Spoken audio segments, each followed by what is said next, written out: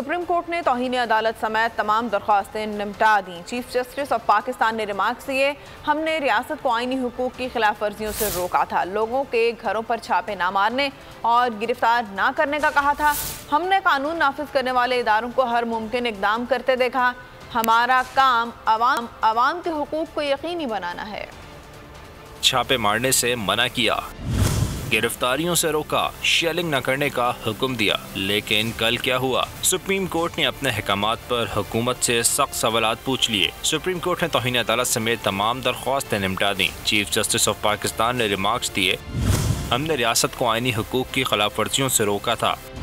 दस्तूर पाकिस्तान के मुताबिक अवाम को हासिल आईनी हुकूक की खिलाफ वर्जी क्यों हुई? दौरान समाअत अटॉर्नी जनरल ने दलाइल दिए, अदालत ने खुद तहरीक इंसाफ के जलसे की जगह का तयन किया था। इसके बावजूद डी चौक में आकर सरकारी और निजी अमला को नुकसान पहुंचाया गया।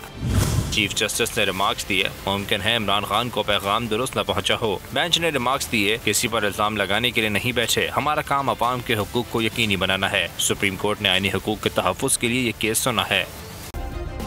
सब्सक्राइब करें और बेल दबाएं ताकि कोई खबर रह न जाए।